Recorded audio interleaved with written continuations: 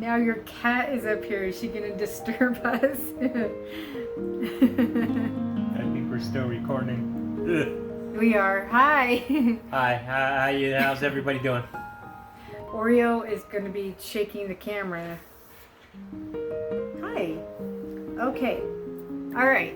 Welcome to Positive Bluebird and Pablo's Q&A, and we have the answers for you. This is the second Q&A, and we're gonna try not to be distracted by the cats and the dog. We're gonna start off with the first question that was from the previous Q&A, as my best friend Becca, MS Fighter, was trying to ask a question and it disappeared under the video and I never saw it, so I don't know what happened. It didn't stick or whatever. So her question was about this hen, and I believe she stated that her mother had owned one, and it is a candy dish. And Gerald is going to explain a little bit more about this hen and where it's from, the date, all that stuff that we researched through Google. And he's going to pull that up on his phone. Okay, so since the candy dish originated from my grandma, it was handed down to my mom, but I'm thinking that her mom, which is my great-great-grandmother, or great-grandmother I should say, she had it. So basically the hen was made in 1935, I believe. Mm-hmm. But let me lighten my screen here because for some reason it likes to darken. But I will bring this up, and they've got the arrangements here of different ones that were made in 1930 or 1907 to, You hold the hen, whenever. and then I'll help scroll here without too much of a glare. But the company's Indiana Glass, and this is a Carnival glass that I'm holding. Which is right here. So your brand was from 1935. Yeah, and that's what I think it's going for, like $30. It's not really as popular as the other models that they have. They actually have one in there that me and Laura were looking at, and I'm like, nah, $45,000, come on. But there's one in there. So yeah, it was like a candy plate or something. Yeah, it was like going for $45,000. Opal Peacock. Yeah, but there it is. There's a purple. They're all different types of birds. There's turkeys in here. We saw a white one that looked like a pigeon. Oh, here's the plate that's going for $45,000. Let's see if I can pull that one up. I don't know if it's gonna take a while. It's buffering. We got some slow internet. There we go. So this plate kind of matches your Carnival hen with the. It's like a paint that they spray on there. Yeah. Because I saw some that were kind of chipped away. Mm-hmm. Now, she didn't get this off of Avon, correct? It was just she bought it from a company. I think it was just a company that she bought it from. Yeah. More than likely, my great-grandmother, when she bought it, it was probably like 5 cents. Yeah, who knows? I mean, it's pretty heavy and fragile. There's already a couple of chip pieces. You could tell that it's been used from his great-grandmother. It's just beautiful. I'm really glad that Becca had asked about this. Now, we have a lot of antiques in our home that were passed down from your family. Yeah. And at some point, we would love to do a show and tell, maybe once every other week, and talk about something that has been handed down that's pretty vintage and old, and maybe some of your grandparents might have it in their home. So. Yeah. Thank you, Becca, for asking that question. I'm going to put this down here in case the cat wants to knock it over. Yeah. Now, I'm going to pop up my questions. So let me pause this really quick because I don't have my questions ready. So hold on. Okay, so I pulled up the questions, and this is from about a week ago. And this is from Red December, my other best friend. And her question is, are you glad you bought a townhouse versus a house or condo? Do you have enough room for the family? What are your favorite things about your townhouse? I think that, in my opinion, this is the best investment we've ever made. Yeah.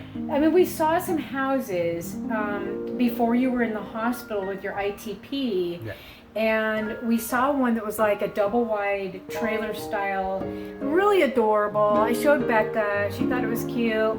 However, the room setup, they added a room on the end of the house, and it would have been your room probably. But if you went from Gerald's room, you would have to go through either Shiloh's room or my room just to get to the living room, and so we Mm-hmm. were really questioning, is this what we wanted? And it was going for more than what we paid here. Yeah. And it was smaller, and the yard was like really huge, like a football field, and I thought, oh my god, we would never be able to mow that, the kids won't mow or do nothing. So I think this was the best selection and investment, and plus we saw a bunch of other places we were going to move to, and we came this close to purchasing them, and when we think about it, we're like, no. Yeah. Like there was another one, it was like in a trailer park community, and it was a lot further away, wasn't it? It was that green one. Do you remember? Yeah, I think that one was like North Glen or something like Yeah, that. it was in North Glen. It was really, really nice. It was probably 2,500 square feet. But it was, again, you have to pay for the lot, and it was $800 a month. And we felt like we were going to be paying rent again. Yeah. And yes, there's plenty of room here for the whole family and for the four of us. It's just a perfect amount of space. The kids hardly ever hang out up here in the living room. They are 16 and 20, almost 21, so they are just secluded in the room constantly unless they're up here to eat or work and hang out with friends or go to school. True. But they hang out in their rooms like any other teenager would do. So. Do you want to read the next question from Jetsy Egg? Make it real loud. Jetsy Egg says, since it's close to Halloween, do you guys ever experience something supernatural, like possibly seeing a ghost, felt a presence, or things move in your old apartments? Ooh. You go first. I don't know. Ever since I was a kid, I believed in the paranormal. I've seen weird stuff, heard weird stuff. You name it, I've seen it. Not physically seen it, but like the orbs and the figures. This is ever since I was a little kid, and I haven't had any paranormal activity since, but I do believe in it. And that's good that this question was asked, because Gerald knows, and a couple of my other friends know what I saw while living on government housing. And this was probably a year ago, I think around Halloween or another holiday. No, it was like 2 days after 4th of July. Yeah. Not this past 4th of July, but the previous year. So I want to say 2020. Yeah. And I've got pictures, so if anybody would like to see it, I would love to show it to you. But I did actually see like an apparition, if you will, that was a female wearing a cloak, hoodie thing, right? And standing by the chain link fence. And minute by minute, it was like you would see part of her, and then you'd see another part of her, and then like a little more of her, and then completely through the other side of the fence, and then next to a very large boar, like a dog or a boar. And I at first saw this apparition wearing that black cloak, and again, I thought somebody was just messing around. And they were going from the parking lot, but they were going like they were gliding down the hill. And I thought they were dragging a trash bag. And I didn't think anything of it. I thought they were just wearing a hoodie, dragging a trash bag. And then within seconds, I saw that same figure go through the fence. And with my night, it's on this camera, there's a night vision button that you can click. And I clicked the night vision, and it just showed that apparition so clear that when I didn't say a word to my family, to Gerald, his daughter, because at the time you guys were across the street, to Hal and I think I showed Becca and a couple other people. I never said a word. I said, "What do you see?" They told me exactly what they saw, and that's exactly what I saw. Then we saw, when the apparition went away from the fence where the swimming pool was, within minutes, the skull of that apparition, or just a different apparition, or demon, I don't know, was clear as day in the tree that was right in front of my bedroom window. So I was just snapping like this constantly, as though, I just wanted to catch anything and everything, because I was like double thinking about what I saw with the person that I thought was wearing a hoodie and the trash bag, because the way that they were going down that hill, it was like they were not walking, they were gliding. And I thought, okay, this is weird. Did I see what I just saw? Am I just seeing things? Am I on new medication that's making me see things? So I just started clicking, and that's when I saw that apparition. And I'm glad I have it. I printed it out, and I have it in my photo album. So if anybody wants to write me an email, go to my about section, and I will show you. If you're not into that kind of stuff, I don't want to show it here on my channel if you guys are kind of spooked out about that stuff. But if you're really interested, write me an email and I'll send you pictures. So thank you for that question. All right, let's see what the next question is. Joyful Judy asks, "Hey Laura, I remember you had your favorite games y'all played in your old home, and do you have any new games that you would play in your new town home?" And we need to get back into Monday night game night. I know that we get busy with other things and life and kids and all of that, and we played one game over the summer. It was like the beanbag ring toss, and Rylan and I, we had our very first game on my YouTube channel in 2017, which was the Whisper Challenge, and then we had like another game, I thought, and I used to have regular Monday night game night, and it was like, I think it was, what is it called when you just pull a card from the deck and you just read those questions? Like trivia. Oh, okay. Yeah. Like Trivial Pursuit or something. Mm-hmm. And then we're getting ready to set up a game here inside the home that we meant to do over the summer. Do you remember what that is that we're going to put on your door? Oh, the dartboard? Yeah. So we were thinking either on Gerald's door or in the kitchen. Yeah. We might have more room in the kitchen. We're going to set up the electric dartboard. Yeah. And where did you buy that at? Walmart. At Walmart? Okay. And it's probably like the old traditional old school ones that we had when we were kids. They used to light up. Kind of like that. Okay. So it's plastic and you just throw it and it lights up a scoreboard or something. Yeah. Okay. So eventually we will get into Monday night darts or something like that. And just create any other game that would be fun. Let's see. A lot of people said, nice video, good to see you, looking beautiful. Do you want to read the last one? This is from V. This one didn't really have to do with the topic of the house or the game or whatever. That's fine. Don't worry about it. So do you want to read V's? Let's see. V said, "When, where did you and G-Man first meet?" Laugh out loud. And this one we've probably explained to many times. Yeah. We met at Arapahoe. She was a freshman, I was a sophomore. At the time when she was a freshman, she was getting her classes set up and going through, not really show and tell as far as the school, but they get to run around and see what's what in the school. But at the time she was getting her picture taken, and there was like her friends around her, and I was like pointing like this, and she's like, "Me?"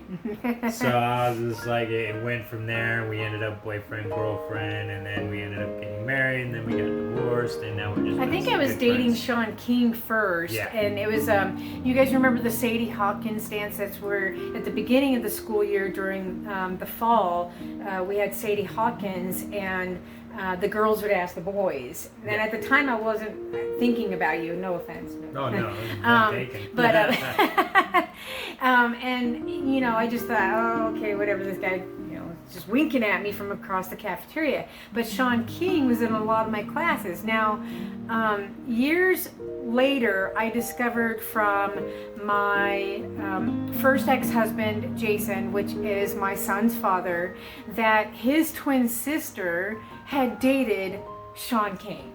And I'm like, you know, she was probably the one that was really upset with me and called my phone yelling at me to stay away from her boyfriend and then hung up. I don't know. Somebody was calling me and I just didn't put two and two together. And we laughed about it years later when he was looking through my photo album of all my ex-boyfriends and all my friends and from the, you know, the dances and prom and all of that. And he's like, wait a minute, you've got Sean King in here. And it was just so hysterically funny. So... but I think that's all the questions, you guys. I don't see any more on here. I'm going to go to the community wall here really quick because I know that my friend Jake had missed it and he was thinking about what he wanted to ask. So let me see if he had a chance. Otherwise, he said he was going to ask on the next video. Let me see. Yeah, he didn't get a chance to put it in here. He was taking his time to ask the question and completely forgot, so he's going to get us on the next video. So, you know, if you guys want to just pick random questions on your own, that's fine. Or we could do a topic, or we could choose two topics and you guys pick, or however. But comment below if you guys want the next video to just be your own Q&A. So, yeah, that's pretty much it. I don't think there's anything else going on. No, I think that's it. Yeah, we're getting the dryer fixed. Finally. Yeah. A little Shiloh didn't know that you shouldn't put 2 to 3 weeks worth of clothes in the washer and dryer. Boy, that was a lot of clothes. And the dryer didn't work anymore, and so we're getting the heating element fixed. So no problem. You live and you learn, and she's young, and you know, but nothing else is going on. It's a beautiful day. It's gonna be 59 degrees. We had some rain and snow mix, barely any snow, mostly rain for like 2 or 3 days, and now it's beautiful again. So yeah. All right, guys. Thanks for the Q&A, and stay tuned for the next one in about 3 or 4 weeks. Hey everybody, it's me again. I scrolled through the questions and I missed my friend Zen. And her question is, what do you like most about your new townhome? And Gerald's shaving, so I asked him already, and he said pretty much everything. But we both agree the peace and quiet is what we love the most versus tons of chaotic noise where we used to live at several other places. It's amazingly quiet here. Yeah, once in a while we hear some of the kids next door running up and down the stairs, but that's a part of living. Other than that, it is very, very quiet. And then I think I really like the layout the best and the location. So, okay, everybody, Jake just made it right before I did my editing. He said, I was just going to ask how nice it must be to be able to decorate, paint, and wallpaper now that you aren't in an apartment where you have to keep everything so plain. Had you been storing up decorating ideas in your mind for years? You have great taste. Thank you, Jake.